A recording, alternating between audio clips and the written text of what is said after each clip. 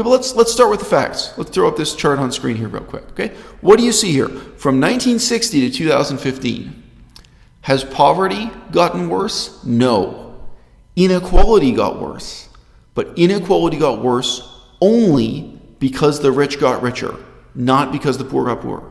These issues are emotive, and people tend to look at these charts and only see what they want to see. Now, Bernie Sanders is no fool.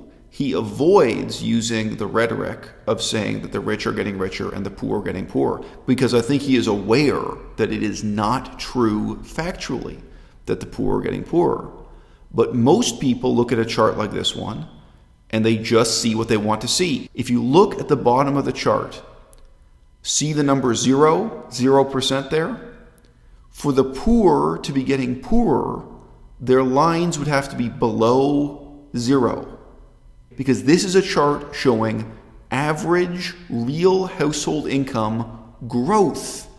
The growth, the percentage growth, they're all growing above 0%, 10%, 20%, and so on. Okay? This chart is showing you that the poor are getting less poor in the United States of America, right? But the rich are getting richer much, much more rapidly. Look at this chart. It's very easy to be emotive about this, very easy to be irrational about it. What does this actually show? Yes, this shows that the top 1% have become spectacularly wealthy. They've become much, much more wealthy in this span of time. And note that this chart ends in the year 2007 or 2008. For whatever reason, this is not as current, not as up-to-date a chart. Okay? But what does this show about the poor? The poor are not getting poorer. Between 1960 and the present, inequality has gotten worse in America, but not poverty. Inequality and poverty are two very different things. Right now, in the Democratic primaries, in the debates for who will be the next president of the United States, the debates for who will be the figurehead leader of America's left-wing mainstream party, lies are being told about this constantly. And the problem is not just that those lies, they're factually wrong. The problem is that they're misleading. They really lead to a false perception of what America's problems are and very false assumptions about what the solutions are and what the outcomes will be. The red line on this chart is the really important line. It says consumption poverty. Now, what does that mean? The word consumption has many meanings in English. Consumption poverty. So my university degree, my first university degree is political science. I learned this in the classroom from the textbook. It was covered very briefly in the university education. And then I learned it in the real world when I went to Cambodia and did social science research there in the nonprofit humanitarian sector. Okay? The most important way to measure poverty is by people's consumption. So in the United States of America, you might ask questions like, do you own shoes? How many years have you been wearing the same pair of shoes? Do you eat in restaurants? How many times this month have you eaten in a restaurant? How much money in total have you spent eating in a restaurant? And then you have to calibrate the statistics you've got to reflect what is the standard of poverty in that society. In the United States of America, poor people can't eat in restaurants or can't eat there regularly. Poor people have to pack a sandwich and take it with them to save money so they don't eat lunch in a restaurant. Now, this is almost universal. In different societies, you're going to be measuring different levels of poverty. In the United States, it's accepted without questioning it that a person can own a car and still be considered poor. You can have a person who owns a car and owns many pairs of shoes and eats in a restaurant and that they're still poor. So how you calibrate it, where you set the cutoff line for someone being in poverty versus not in poverty is significant. But the way to measure that is by measuring consumption, not by measuring income, not through relative measures of poverty. If you use relative poverty, the bottom 20% of people are then always going to be poor. You get a self-fulfilling prophecy statistically. When we were in Cambodia, I remember debating this with my boss. The measures of poverty he really favored were things like the roof of your house. What is the roof? What material is the roof of your house made out of? Which is interesting measure of poverty. Do you own a cellular phone or not? Things like this. Because his experience with Cambodian society, these were the first things people would spend money on as soon as they had some security, as soon as they had a little bit of income to waste. They would improve the tiling on their roof. That actually has to do with the torrential rain, that it's so loud, it's so noisy, the rain beating down on the roof of your house. So when you look at the red line on this chart, what you see is a dramatic decline in poverty since the year 1960, okay? And the black line, there is some decline, but that's been wavering along. It's relatively stagnant, okay? That sharp decline on the red line, okay? You cannot say honestly that the poor are getting poorer in the United States of America. That is false. Okay? The poor have become dramatically fewer in number, or you can say the poor are less and less poor. However, we are in a period of time in which the rich get richer. Now, there was a quotation I copied out here. So, someone claimed at the latest Democrat Party primary debates that we have had 40 years of no economic growth for 90% of the people. That's not what this chart shows. I'm not the first person to try to debunk these myths. Here's a quotation from the Washington Post by Meg Kelly.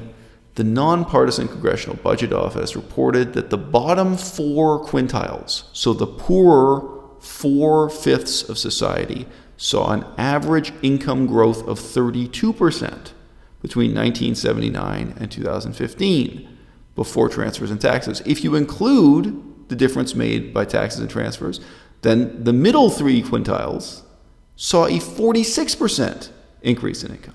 But the poorest of the poor, the lowest quintile saw a 79% increase in income during that span of time, 1979 to 2015. So the rhetoric within the Democrat Party, within the mainstream left, and of course it's even worse on the far left amongst the extremists, the rhetoric has fundamentally become detached from reality.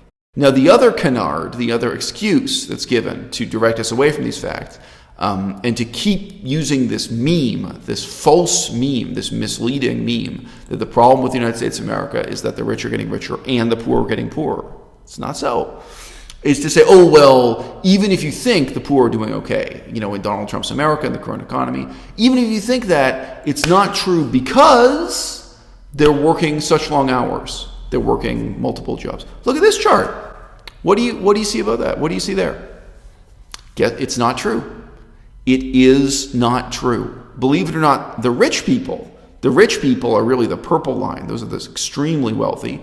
We get several different levels of rich people. Rich people are working longer hours. Okay? I don't find that surprising. In the past, rich people relied on other human beings to help them out. They had servants and secretaries. Increasingly, if you meet people who are millionaires, not multi-billionaires, but just people of over $1 million, they do everything themselves. They don't have a secretary. They don't have a travel agent. They use their computers and they book everything themselves. They do all the work themselves. I think it's really true that, high-income people, whether they be medical doctors or architects or owners of small businesses, they now work very, very long hours, and that's what this chart shows. The people who are working shorter hours are the red line. So the red line here, this isn't the poorest of the poor. You can see if you look at this is the relative poor, and this is the majority of society. They are not working longer hours.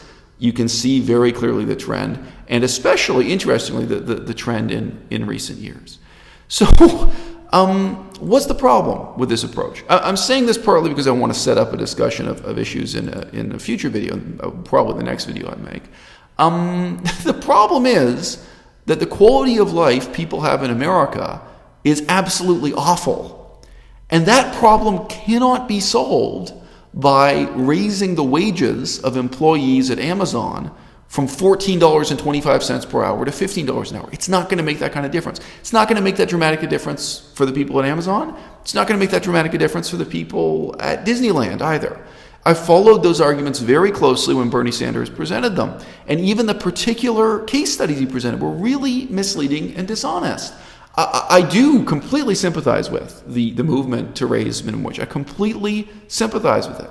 But, have you been to Los Angeles? Have you been to San Francisco? Why are there huge numbers of homeless people on the streets? It's not because of the difference between $14 an hour and $15 an hour for people who already have a steady job at Amazon or Disney World. It's not. Okay? Obviously, talk to anyone who has real-world experience working with the homeless in the 21st century. Obviously, the single most outstanding issue is drug addiction, including addiction to painkillers, as well as, recreational drugs, illicit drugs, illegal drugs. Okay? Drug addiction is an enormous vector for homelessness, vagrancy, and extreme poverty in the United States of America. There's no denying it. What is it that makes life so unpleasant for the working poor? So, now not talking about vagrants or homeless people, for the working poor in the United States of America.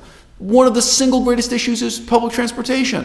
Los Angeles is hell. Everyone needs to own a car, and working poor people, they may be spending 50% of their income on their car and car-related expenses. Making the down payments on their car and insurance, and yet to some extent fuel. Gasoline's relatively cheap these days. But the cost imposed on them by having a car and the misery of having to drive more than an hour every day back and forth to work, this is a huge cost imposed on the whole of society due to having terrible infrastructure. And this is true in Los Angeles, it's true in Detroit, it's true in many parts of the United States.